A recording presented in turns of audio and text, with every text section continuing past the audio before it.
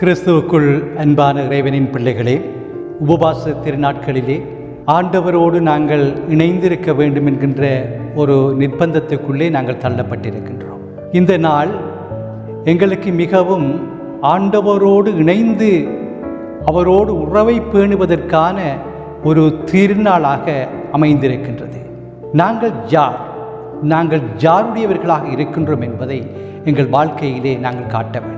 அந்த அடிப்படையில் தான் இயேசுவானவர் யாரை தேடி வந்தார், யார் மட்டில் அவருடைய கரிசனை இருந்தது, யாருடைய செயல்பாடு அவருக்கு மிகவும் பிரியமாக இருந்தது என்றெல்லாம் பார்க்கின்ற பொழுது எங்கள் வாழ்க்கையிலே ஒரு சிலரை நாங்கள் வெறுப்பதற்கு காரணம் என்ன? அவர்களை நாங்கள் சரியாக புரிந்து கொள்ளாததான். அவர்களை சரியாக புரிந்து கொள்ளாதற்கு காரணம் என்ன? அவர்களை நாங்கள் வெறுப்பது தான். ஆகவே சரியாக புரிந்து கொண்டால் வாழ்க்கை சுமையாகும், தவறாக புரிந்து கொண்டால் வாழ்க்கை சுமையாகும். இந்த அடிப்படையில் தான் மார்க்கு 8ஆம் அதிகாரம் 27ஆம் வசனத்திலிருந்து 30ஆம் வசனம் வரைக்கும் உள்ள வார்த்தைகளை இந்த நாளில் சிந்திக்கலாம் என்று எண்ணுகின்றேன். ஏனென்றால் ஆண்டவராகிய இயேசு கிறிஸ்து தன்னுடைய சீடர்கள் எல்லோரையும் கூட்டிக் கொண்டு பிலிப்பு செசரியா பட்டணங்களுக்கு செல்ல முற்பட்டார். பிலிப்பு செசரியா பட்டணங்களுக்கு சென்று கொண்டிருக்கின்ற தருணத்திலே சீடர்களை பார்த்து கேட்கின்றார், மக்கள் என்னை யார் என்று சொல்லுகின்றார்கள்? அப்பொழுது சீடர்கள் அதிர்ச்சி அடைந்த நிலையிலே, மக்கள் உம்மை எலியா என்றும் அங்கே தீர்க்கதரிசிகளில் ஒருவராக இருக்கின்றார் என்றும் சொல்லுகின்றதை காணக்கூடியதாக இருக்கின்றது. அவ்வாறு சொல்லுகின்ற தருணத்திலே திடீரென்று இயேசு சீடர்களை பார்த்து கேட்கின்றார், நீங்கள் என்னை யார் என்று சொல்லுகின்றீர்கள்?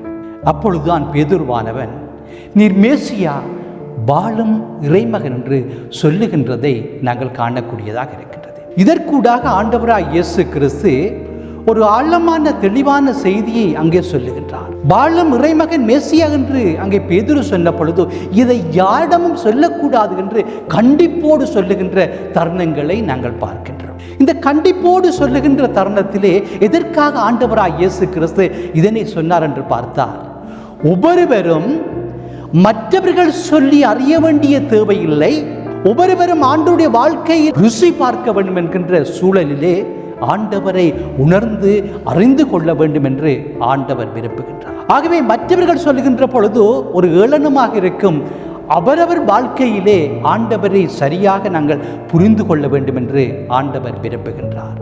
அந்த அடிப்படையில் தான் இந்த உலகத்துக்கு ஆண்டவர் வந்ததன் நோக்கம் யோவான் 3ஆம் அதிகாரம் 16ஆம் வசனத்திலே குறிப்பிடுவதன் பிரகாரம், கடவுள் தன்னுடைய ஒரே குமாரனை விசுவாசிக்கிற எவனோ அவன் கெட்டு போகாமல் நித்தியவனை அடையும் படிக்கு அவரை தந்தொருளி இவ்வளவாய் உலகத்தில் அன்பு கூர்ந்தார் என்று நாங்கள் பார்க்கின்றோம்.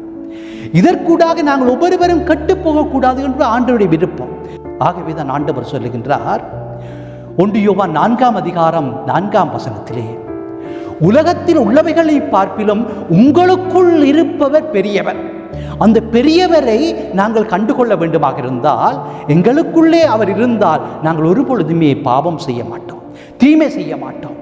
இந்த தவ நாட்களிலே நாங்கள் தீமை செய்யாதபடி சாத்தானவனுக்கு வஞ்சகமான செயல்பாடுகளை கொண்டு வருகின்ற சர்ப்பமானவனுக்கு நாங்கள் இடங்கூடாதபடி இந்த லெந்து நாட்களை, உபவாச திருநாட்களை கடைபிடிக்க வேண்டும் என்று ஆண்டவர் விரும்புகின்றார். லூக்கா 8ஆம் அதிகாரம் 22ஆம் வசனத்திலிருந்து 27ஆம் வசனம் வரைக்கும் உள்ள அந்த நற்செய்திகளிலே நாங்கள் பார்க்கின்ற பொழுது ஆண்டவராய் இயேசு கிறிஸ்து சீடர்களை அழைத்து அக்கறைக்கு செல்வோம் வாருங்கள் என்று அங்கே சொல்லுகின்றார்.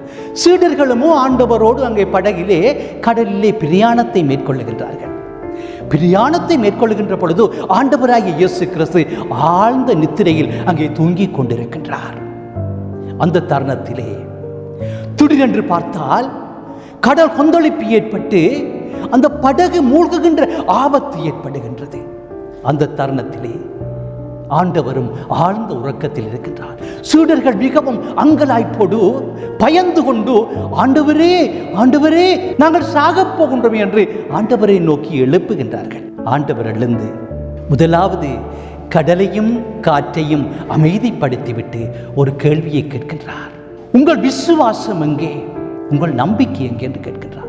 இதற்கூடாக ஒரு ஆழமான தெளிவான செய்தியை இந்த நாளில் ஆண்டவர் எங்களுக்கு தருகதையிட்டு நாங்கள் மகிழ்ச்சி அடைய வேண்டும். அக்கறைக்கு செல்வோம் வாருங்கள் என்றார். அக்கறை என்று ஆண்டவர் இறையரசை குறிப்பிடுகின்றார். இறையரசை நோக்கி எங்களுடைய வாழ்க்கை பயணத்தை நாங்கள் தொடர்கின்ற பொழுது புயலை போல, கடல் கொந்தளிப்பை போல உலக தீமைகள் பாவங்கள் எல்லாம் எங்களை தாக்குகின்ற பொழுது ஆண்டவரும் எங்களோடு கூட இருக்கின்றார் என்பதை உணராதவர்களாக, ஆண்டவரே ஆண்டவரே நாங்கள் சாக போகின்றோமே, எங்கள் வாழ்க்கையிலே இன்பம் காண முடியாத அளவு நாங்கள் எப்பொழுதும் நாங்கள் பாவத்துக்குள்ளே வாழுகின்ற சூழ்நிலையிலே அடிமைப்பட்டவர்களாக ஆண்டவர் எங்களோடு கூட இருக்கின்றார் என்பதை உணராதவர்களாக ஆண்டவரை நோக்கி நாங்கள் கூக்குரல் எழுப்புகின்றோம். ஆண்டவர் எங்களுடைய குடும்பமாகிய வாழ்க்கை படகிலே அவர் துணையாக இருக்கின்றார். சில வேளைகளில் அறியாத்தனமாக நாங்கள் ஆண்டவரை எழுப்புகின்றோம். காரணம், எங்கள் மத்தியிலே இருக்கின்ற நம்பிக்கையற்ற தன்மை. ஆகவேதான் நல்லுறுதி பற்றனும் நங்கூரம் பாய்ச்சுவனை வல்லலைகள் என் செய்யும் வந்து உறுதியான நம்பிக்கையோடு ஆண்டவரோடு நாங்கள் இருக்கின்ற பொழுதோ ஆண்டவர் எல்லா சூழ்நிலைகளிலும் எங்களோடு கூட இருந்து பயணிக்கின்ற கடவுளாக இருக்கின்ற பொழுதோ எங்கள் வாழ்க்கையிலே அவர் இருக்கின்றார் என்று நாங்கள் உணர்ந்தமாக இருந்தால் பாவத்திலிருந்து, நோயிலிருந்து, பேயிலிருந்து, பலவிதமான துன்பகரமான சூழ்நிலையிலிருந்து எங்களுக்கு விடுதலையை தர அவர் எங்களுடன் கூட இருக்கின்றார். ஆகவே இம்மானுவேலாகிய கடவுள் எங்களுடன் கூட இருக்கின்றார் என்ற அந்த மன நிறைவோடு இந்த லெந்து நாட்களை நாங்கள் கடைபிடிக்க கடவுள் எங்கள் ஒவ்வொருவரையும் இந்த நாட்களுக்கூடாக வழி நடத்துவாராக. ஆமென்.